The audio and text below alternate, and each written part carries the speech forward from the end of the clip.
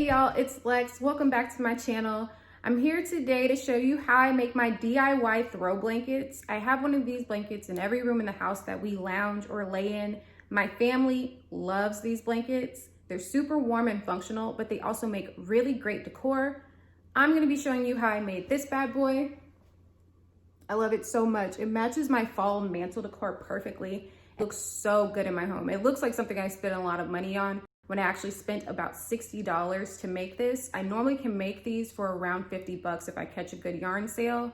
They look so professional, look like something I bought in a store, but they really do make the home look so cozy and they're so warm. I used 12 bundles of Lion brand Wool Ease thick and quick yarn in the color Sequoia.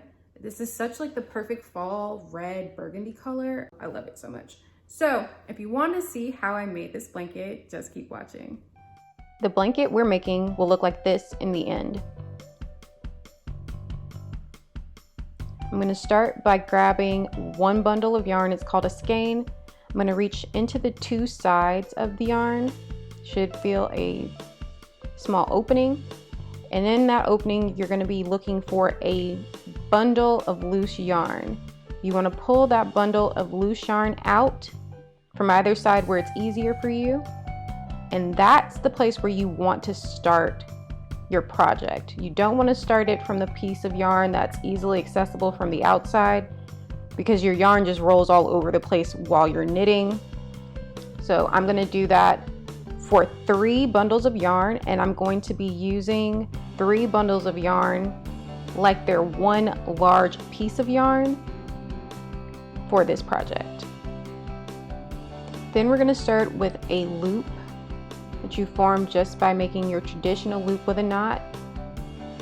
And we're going to continue to make loops that build upon each other. You're going to reach through the center of the loop, grab all 3 pieces of yarn and pull them through to make another loop.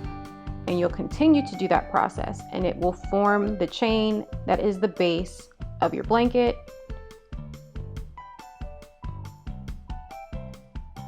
For my blanket, I'm going to do this loop and pull method 35 times. You can do it as many times as you like to form the width of the blanket that you want, but this forms the width, not the length of the blanket.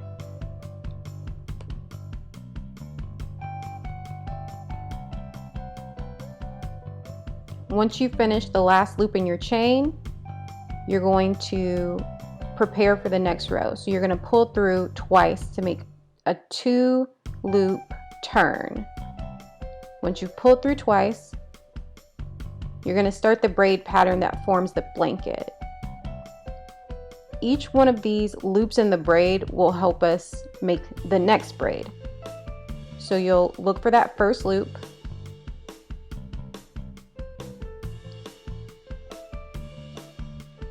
You want to put your finger through that first loop, skipping the first one closest to you.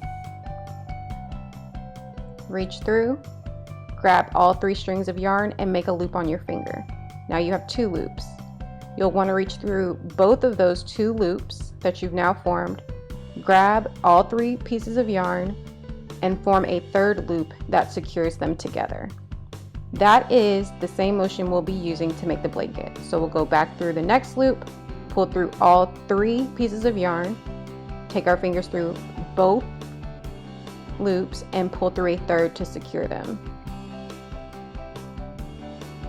Once again, you're going to move to the very next looped braid, grab all 3 pieces of yarn,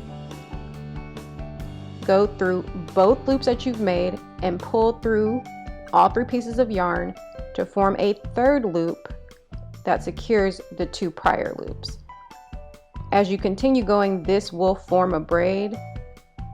You may not be able to see it now, but I'll show you that again.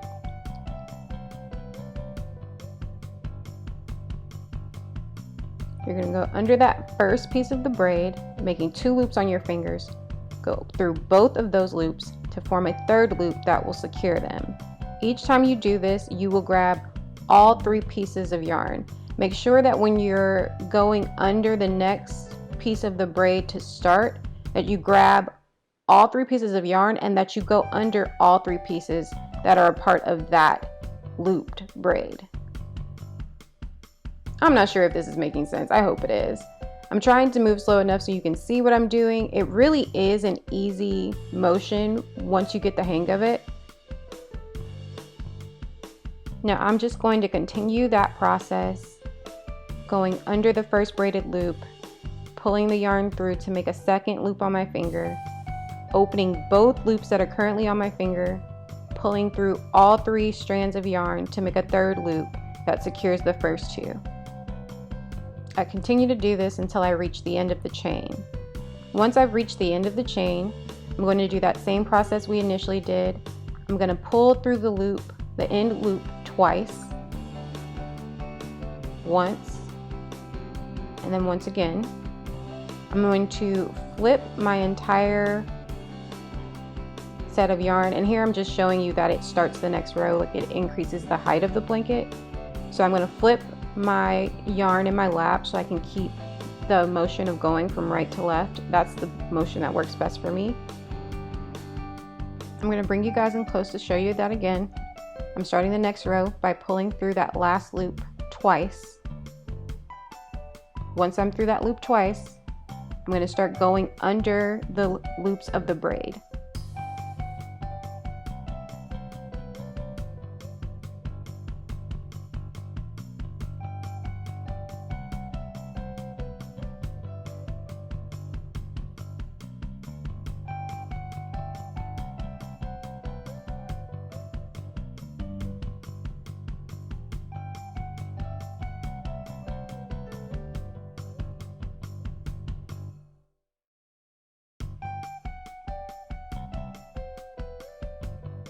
After knitting a few rows, I'm starting to reach the end of my yarn, so I'm going to cut all 3 pieces so that they're even, setting aside the extra yarn.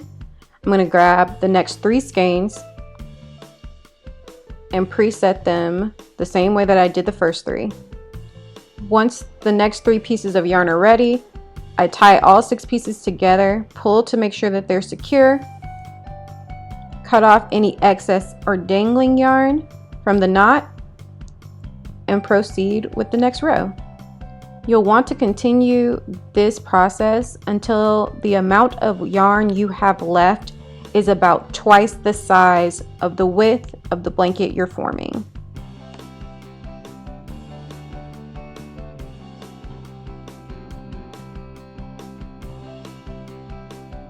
So I've already pulled through 2 loops to turn and start the last row.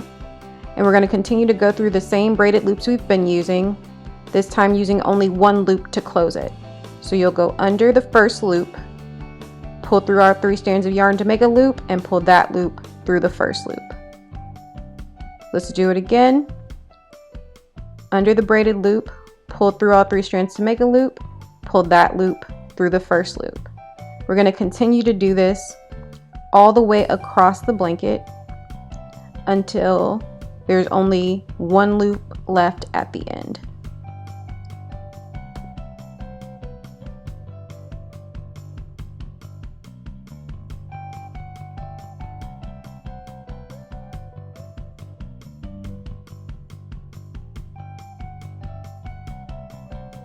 To finish off the blanket, we're going to tie a slip knot using all 3 pieces of yarn.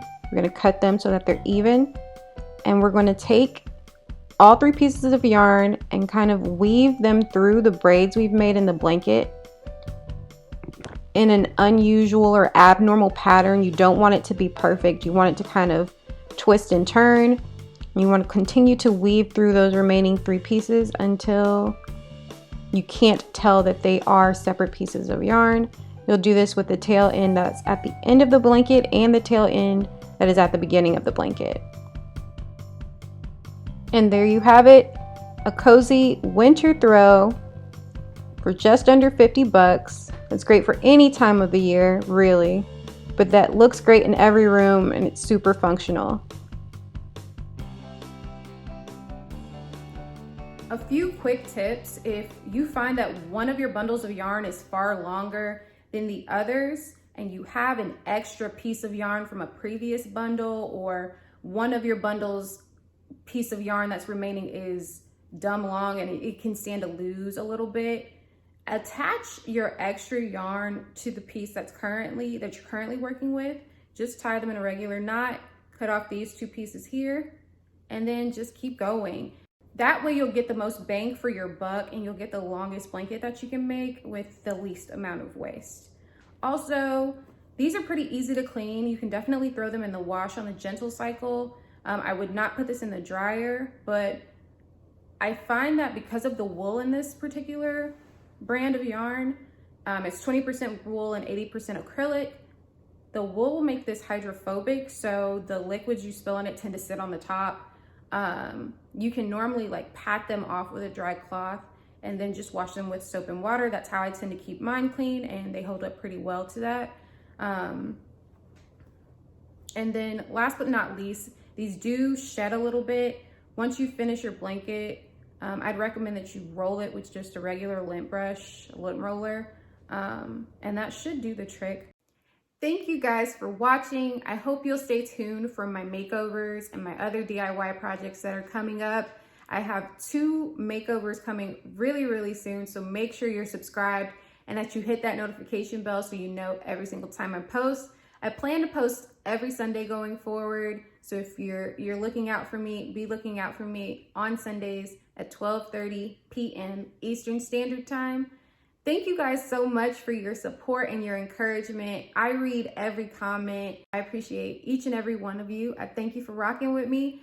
And if you haven't already, make sure you subscribe, comment down below, and let me know what about this tutorial you liked, you didn't like. Was there a question that you had that I didn't really answer? I promise I will get better at these. Just give me a little while.